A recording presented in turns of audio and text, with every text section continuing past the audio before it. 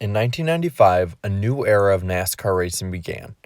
At the age of 24, Wonder Boy Jeff Gordon beat the intimidator Dale Earnhardt. The new kid on the block not only won his first championship, but he held Dale Earnhardt from winning his record 8th title. And while he scored 7 wins in 95, the best seemed yet to come. The first 2 races of 1996 became a rude awakening for the Rainbow Warriors, though. Now the car is slowing down. Oh, car in trouble. It's Jeff Gordon in the wall. Warden pasted the wall, picked it back up. He's trying to work his way to the bottom of the track. He couldn't get in. Everybody's still squirrely. There goes the 29. He's got a lot of damage on that car. I noticed the rear end housing looks like it's moved over a little bit, and the right front was mashed down pretty bad. And probably what it did is mash the fuel line shut. That doesn't allow him to get fuel from the fuel cell through the fuel pump to the carburetor. I don't think he's going to make it back. He stopped on the back straightaway here. Driving for his brother, and Jeff Gordon is off the pace. Smoke from behind the Jeff Gordon car. The DuPont Chevrolet going up in smoke here on the main straightaway. After 2 races, Gordon was already 284 points in the hole, but the 24 team quickly regained their dominant form. Is about to win his first race of the year if he can hold off Jarrett for another half lap. And Bobby Hamilton was able to get by Rusty Wallace back for the 6th spot. Here we come. Here comes the checkered flag. It's going to be Jeff Gordon winning, Jarrett second, third goes to Musgrave. He's got a half a lap to go. Earnhardt's out of gas. Earnhardt also out of gas. 43 cars out of gas. Bobby Hamilton, everybody running out of gas right here. Does Jeff Gordon have enough? Is Jeff going to make it? Here he comes off the 4th corner. He is going to make it. Jeff Gordon wins the Trans-South Financial 400. The announcement has just been made. The race has been called at this point at the conclusion of 343 laps, and Jeff Gordon is the winner. And look at his incredible climb in the points. The 6 races that followed his first 2 DNFs were all podium finishes. On top of that, he led 696 laps in these races. He also jumped from 43rd in points, 284 back, to 2nd in points, 76 back. His charge to the top of the point standings seemed unstoppable.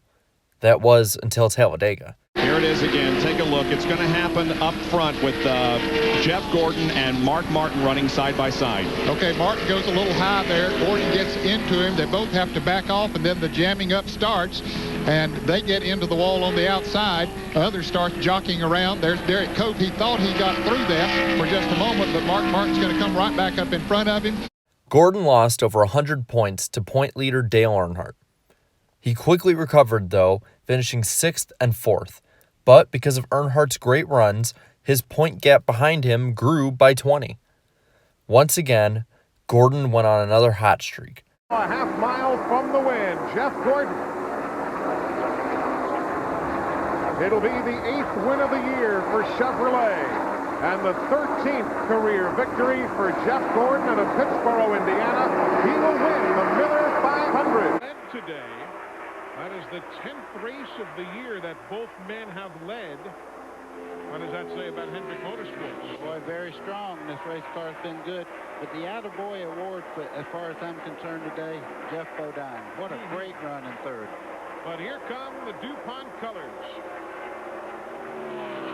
Things are really going to tighten up atop the NASCAR Winston Cup point standings, working turn 3 for the final time. Jeff Gordon, his 5th win of 1996, his first at Pocono in the books, and he does it again from the Busch pole.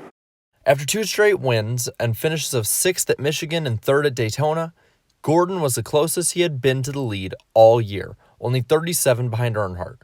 But once again, the picture changed. Hasn't varied, right. Lap 237, Glenn Jarrett has an update on pit road. Well, this update actually goes to the Concord Memorial Hospital. We just got an update on Donna Labonte. She has been released from the hospital. Something's wrong with Gordon. Something's wrong with Jeff Gordon. Not to cut you off, Glenn, but something is wrong with the DuPont Chevy. He went into the corner, and all of a sudden, something happened. Whether it's an ignition problem or an engine problem, who knows? But that quickly, the complexion of this day has changed. There's your new leader. The early exit set him back 116 points of new leader Terry Labonte. Known as the Iceman, Gordon's teammate was just as much of a tough customer as Earnhardt, but that didn't stop Gordon from gaining points with the 7th at Pocono. The following race at Talladega would once again shift the championship picture. Earnhardt on the inside and Sterling Marlin outside. And Ernie going with Earnhardt down on the inside. That's going to hit. Oh, he touched trouble. Terrible crash. Front of the field all torn up. Earnhardt's car destroyed. The flipping crash caused Earnhardt to have a broken sternum, broken collarbone, and a bruised pelvis. The injuries clearly affected Earnhardt, as he fell away from the championship fight throughout the season. As for the Talladega race, it was called short due to light issues, with Gordon winning his 6th race of the season. It also meant that he had taken the points lead by 9 over Terry Labonte. The lead would be short-lived, though.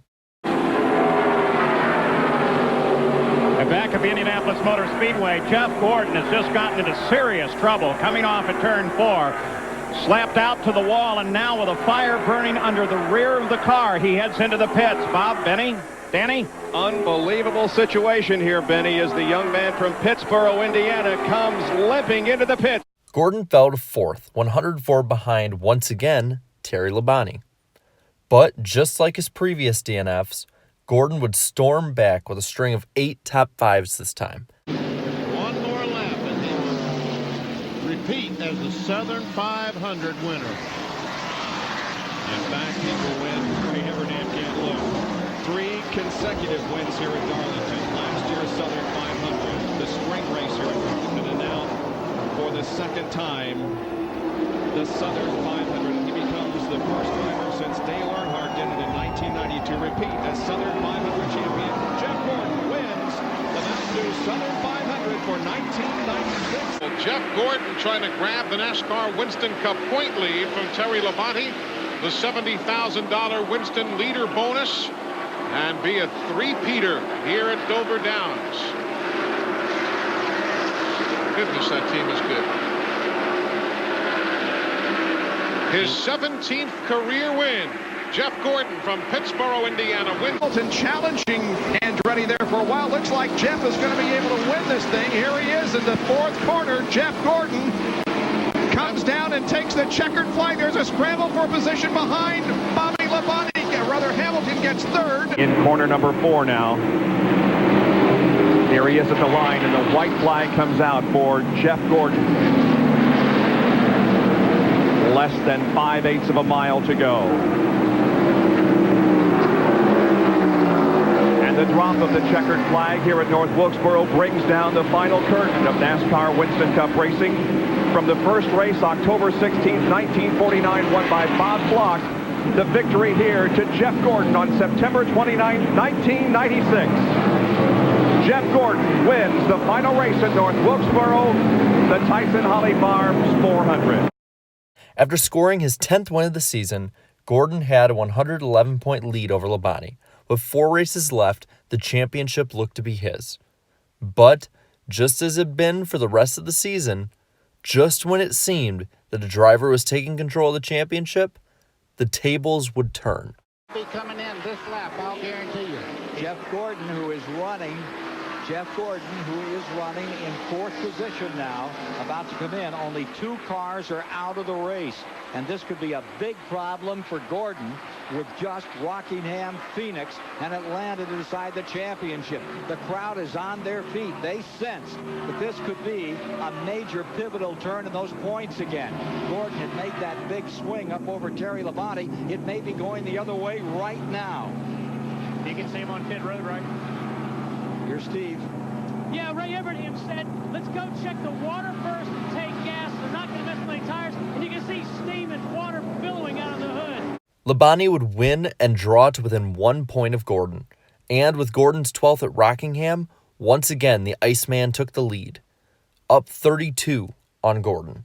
Gordon was once again a chaser with 2 races remaining. But another monkey wrench came in during a Phoenix practice session. Violently crashing, Terry Labonte broke his wrist, but in a valiant effort, he not only competed, but he outdid Gordon, finishing third while Gordon came in fifth. Heading into the finale at Atlanta, Gordon trailed Labonte by 47 points. Quickly after the race started, Gordon would need to come down pit road for a loose wheel, and he would fall 2 laps down. But between well-timed cautions and his rocket ship of a car, he would make it up.